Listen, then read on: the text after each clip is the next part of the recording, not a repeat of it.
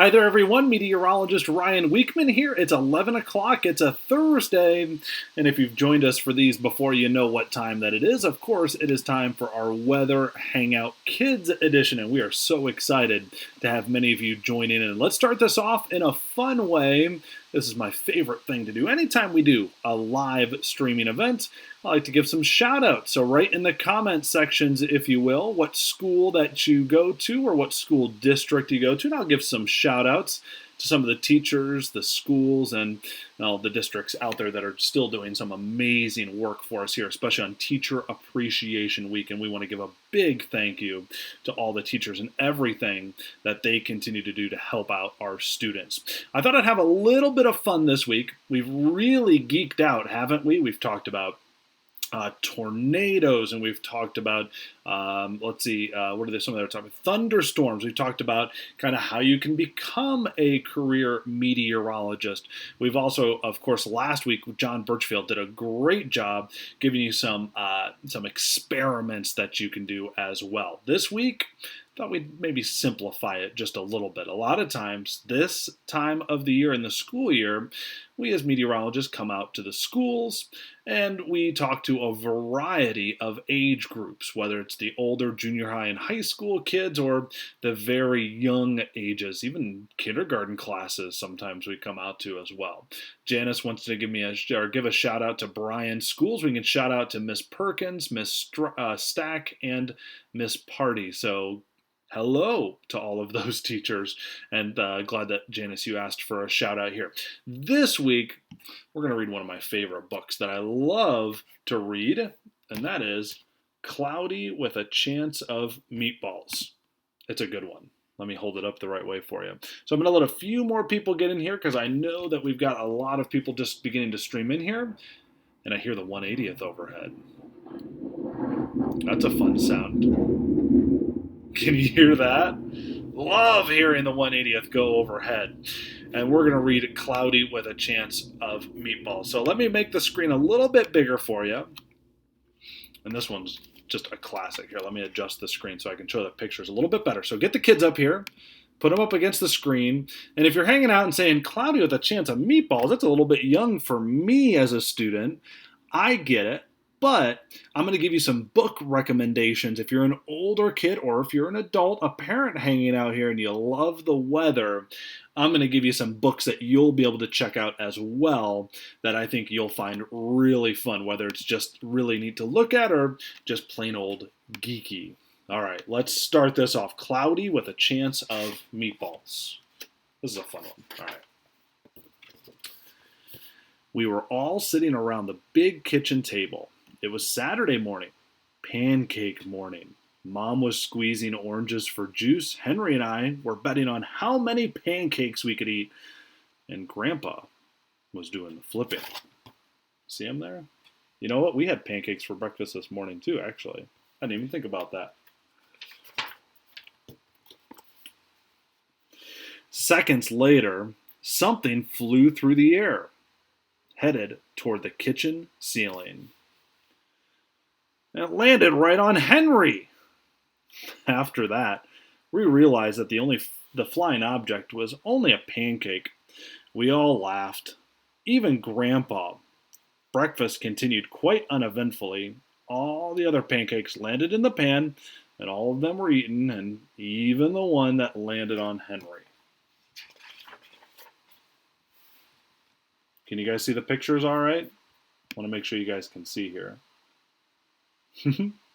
Oh, good. Candy says, my little great niece is a kindergarten for Mommy's schools. Well, good. I hope she's watching. All right. Let's keep reading. All right. Here, I'm going to hold it up like this so I can actually read it. That night, touched off by the pancake incident at breakfast, Grandpa told us the best tall tale bedtime story he'd ever said. Across an ocean, over lots of bumpy mountains, across 3 hot deserts and 1 small ocean, lay the town of Chew and Swallow. You haven't read this book before. This is very intriguing, isn't it? Wonder what happens. That's just a town. In many ways, it was much like any other tiny town. Had a main street lined with stores, houses with trees and gardens around them, a schoolhouse and 300 people, and of course some cats and dogs as well. But there were no food stores in the town of Chew and Swallow. They didn't need any. The sky supplied all the food they could possibly want. The only thing that was really different about Chew and Swallow was its weather. It came 3 times a day at breakfast, lunch, and dinner. Everything that everyone ate came from the sky. Different. I don't think we have it this way, do we? All right. Oh, this is where it gets fun. Here we go. Are you ready? This is where it gets fun.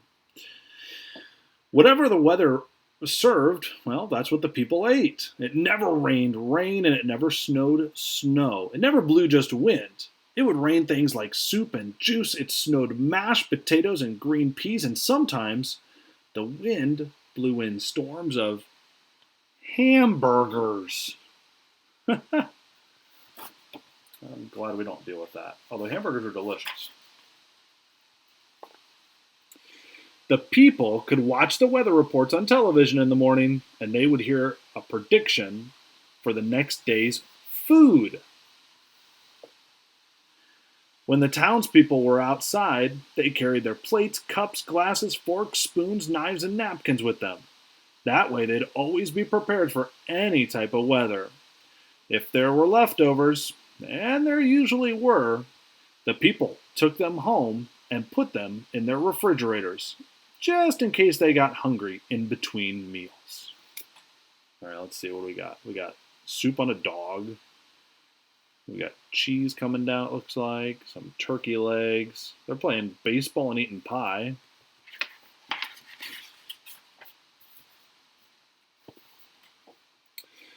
The menus varied. By the time they woke up in the morning, breakfast was coming down. How convenient. After a shower of orange juice, low clouds of sunny side up eggs moved in, followed by pieces of toast. Butter and jelly sprinkled down for the toast, and most of the time, it rained milk afterwards. For lunch one day, frankfurters, already in their rolls, blew in from the northwest at about 5 miles per hour. Very official there. There were mustard clouds nearby. Then the wind shifted to the east and brought in baked beans. A drizzle of soda finished off the meal. Does that sound pretty good? The weather knows how to make some yummy food, apparently.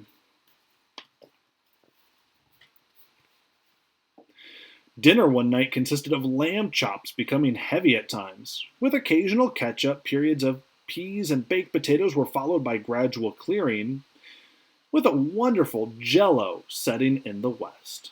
Wait a minute. Isn't that where the sun usually sets? Look at a jello.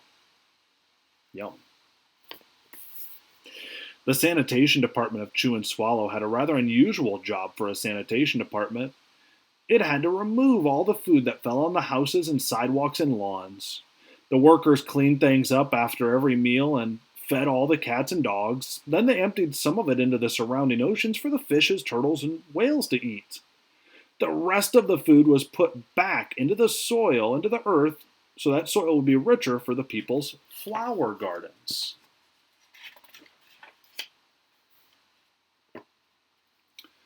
Life for the townspeople was delicious.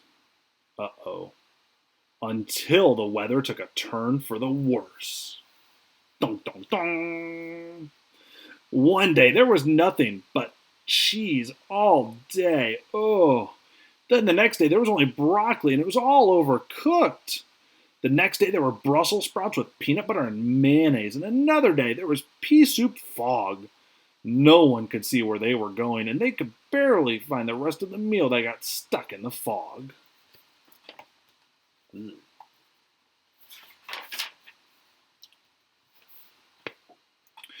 The food was getting larger and larger, and so were the portions. The people were getting frightened. Violent storms blew up frequently. Awful things were happening. On Tuesday, there was a hurricane of bread rolls. All into the night. There was white bread, rye, whole wheat toast, most of it larger than they'd ever seen before. It was a terrible day. Everyone had to stay indoors. Roofs were damaged, and the sanitation department was beside itself. The mess took workers 4 days to clean up, and the sea was full of floating rolls. To help out, the people piled up as much bread as they could in their backyards. The birds picked at it a bit, but it stayed there and just got stale. There was a storm of pancakes one morning and a downpour of maple syrup that nearly flooded the town. A huge pancake covered the school, and no one could get it off because it weighed so much. They had to close school. Lunch one day brought in 15-inch drifts of cream cheese and jelly sandwiches. Everyone ate themselves sick and ended with a stomachache. There was an awful salt and pepper wind, accompanied by an even worse tomato tornado. People were sneezing themselves silly, running to avoid the tomatoes. The town was a mess. There were seeds and pulp everywhere.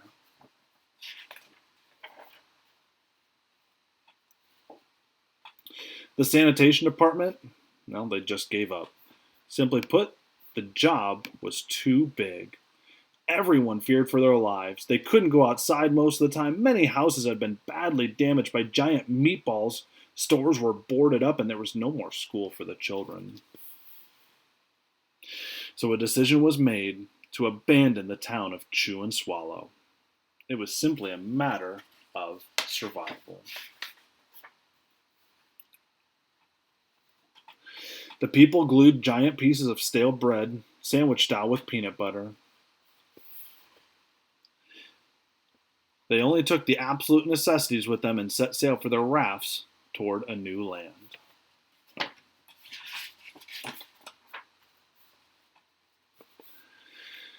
After being afloat for a week, they finally reached a small coastal town which welcomed them. The bread had held up surprisingly well and allowed them to build a temporary house for themselves out of it. The children began school again, and adults tried to find themselves in the new land. The biggest change they had to make was getting used to buying food at a supermarket. They found it was odd that food was kept on a shelf, packaged in boxes, cans, and bottles. Meat had to be cooked and kept in large refrigerators. Nothing came down from the sky except for rain and snow. The clouds above their heads were not made of fried eggs, but no one ever got hit by a hamburger again, and nobody dared to go back to the town of Chew and Swallow. They were too afraid. Henry and I were awake until the very end of Grandpa's story. I remember his goodnight kiss. The next morning we woke up to see snow falling outside our window. We ran downstairs for breakfast and ate it a little faster than usual so we could go sledding with Grandpa. Well, it's funny, but even as we were sledding down the hill, we thought we saw a giant pat of butter on top, and we could almost smell the mashed potatoes. The end. I hope you enjoyed that. That's one of our favorite books to read here at our house, Cloudy with a Chance of Meatballs. How many of you guys have already read that story before? Or how many of you, is that a new story for you?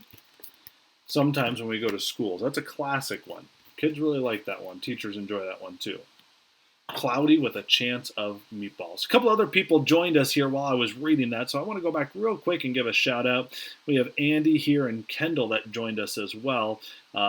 And so it's really great to have you guys along for us here for our weather hangout. Now, if you were paying attention at the very beginning, I said, I know not everybody who's here is a super young kid. Some of you are older, and you might want some good book recommendations. So let me show you a quick graphic that I put together of some different books that I could recommend for you here. For the younger kids, if you enjoyed that, Cloudy with a Chance of Meatballs, the middle book is the one that your parents are going to want to help you get from the library and help you read. It's called Thunder Cake. It was actually written by an author in Michigan. It's one of my favorites.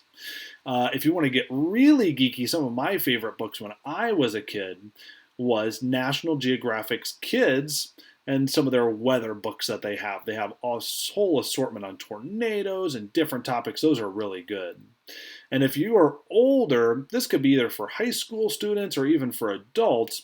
A really good book recommendation is pretty much anything by Tim Vasquez. He has a whole series of books. They're different colors. Some are, one is green, one is purple, one is red, and they cover a whole assortment of topics. But if you search the name Tim Vasquez and weather, you're going to come across his books, and you'll see some that are made potentially just for you. Candy says, Breely said, it's a new story for her. Well, I am so happy that I got to read you a new story, and it happened to be one of our favorites as well. We like doing these weather hangouts. We think they're a lot of fun, and we're really happy that you were able to join us for this one.